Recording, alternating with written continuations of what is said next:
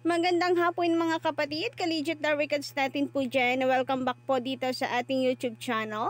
And for today's video or for tonight's video na, kasi baka gabi nyo na po ito mapanood, ang atin pong update ay pumapatungkol po dito kay Paulo Contis na talaga namang naku po, ay masyadong pikon. At kita nyo po na tila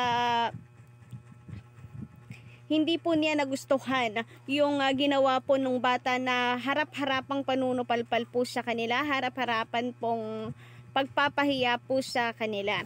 So, base po sa action nitong si Paulo Contis ay tila gusto po niyang pitikin yung bata. Kung si Buboy Villar, kanya pong nilayuan agad ng mic yung matanda, si Paulo Contis agad pong binara.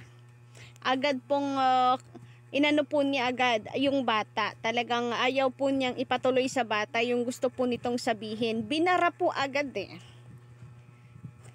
Then yung kamay po niya, makikita niya sa kanyang gesture.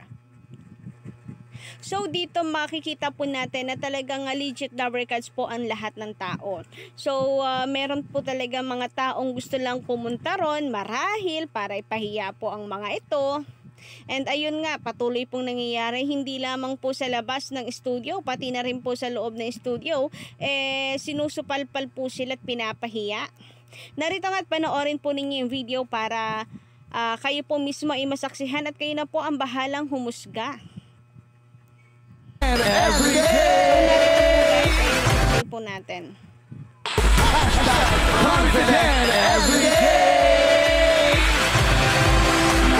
Galing! Anong masasabi mo? Maraming salamat po. Digit.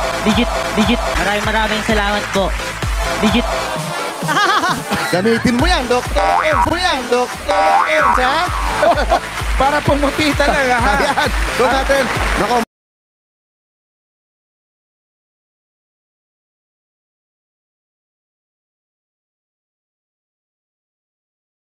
Gamitin mo yan.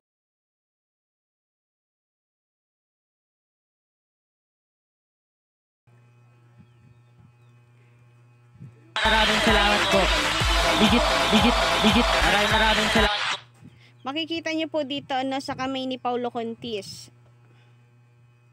Ayan, parang gusto po niyang pitikin yung bata Ayan sa tenga nito, parang gusto niyang pitikin Nakapagpigil lang marahil to. Pero gusto niyang pitikin, pikon yarn. Parang pikon talaga itong si Paulo Contis, guys. And tawang-tawa naman po yung bata sa kanya. Samantala, ito, yung pag-alis po kaya ng mic, sinadya ba or talagang nahiya yung bata? Maraming salamat po. Digit. Gamitin mo yan, Dr. Digit. Maraming salamat po. Digit. So makang binabaan din Betong ng mic. Siguro ayaw din ipatuloy. Parang hinabol din ng bata yung kamay ni Betong. Tingnan nga natin, guys. Analyze po natin. Digit. Maraming salamat po. Digit. Gamitin mo yan, Dr. Ems, ha? Digit. Maraming salamat po. Digit. Gamitin mo yan, Dr. Mukhang ibinaba talaga, guys. Dito sa bandang ito. Yan, panoorin po natin. Yan dito, panoorin po natin, guys. Digit. Yan ay ibinaba. Gamitin mo yan, Pinigawan na lang po ng bata. Tinanggalan din ng mic sa loob ng studio. Ikaw ba namang ipahiya nga naman? Ayan, ulitin natin. Digit. Gamitin mo yan. Kasi Salamat po. Digit. Gamitin mo yan, Dr. Ems, ha?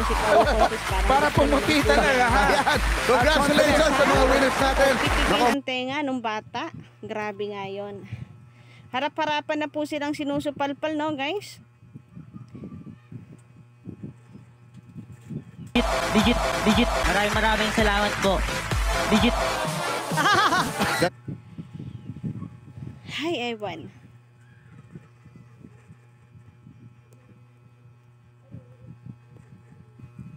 Naku, kung ako sa iyo, Utoy, ay hinabol ko yung mic para ipagsigawan ng legit Dabarkad. Gayon pa man, at least harap-harapan po talaga sa kanila, no? Sa loob pa man din po ng studio, nasupalpal po sila at napahiya. Sa Paulo Contias, napahiya ka, no? Talagang si bossing pa din ang gusto, hindi po yung nagkukunwaring bossing, hindi naman talaga bossing. As in, nagkukunwari, paano hindi? Sa halip na yung bossing po nila ang magpa-blow out, siya pa po talaga yung nagpa-blow out. Kung si Buboy Villar at Yorme po ang kadalasan po na pinapahiya kung sa labas ng studio, ngayon pinapasok na rin po sila ng legit Dabarkads para lamang po ipahiya. Hindi na lamang si Yorme at saka si Buboy Villar, pati na rin itong si Paulo Contis na masyado namang pikon, na tila gusto pang pitikin sa tenga o kaya ay kutusan si Tutoy o itong si Kuya. Dapat kasi kinuha mo yung mic. Joke lang, syempre. Joke lang.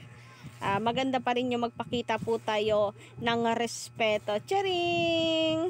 Anyway, bukod po dyan, ay narito nga po na isa rin pong good news para po sa atin. Of course, mainit pong pinag-uusapan ito sa social media. Tape Inc. Press and CEO Romeo Halosos Jr. sinipa na bilang 1st District Representative ng Zamboanga del Norte. So, post po ito ng Kapatid Insider News.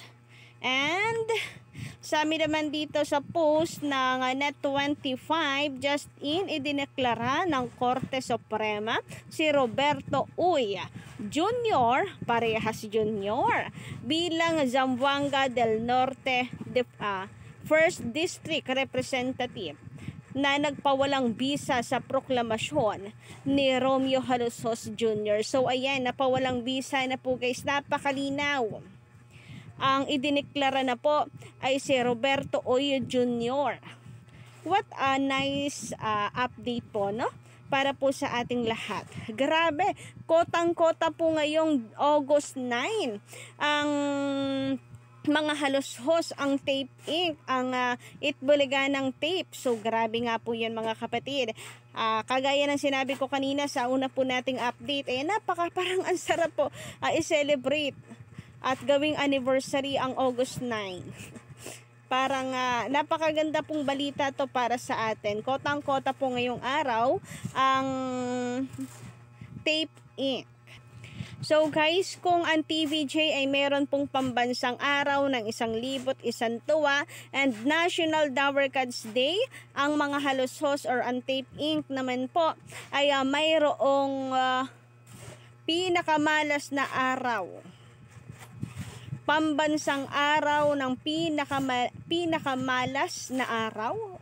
Tama ba yun?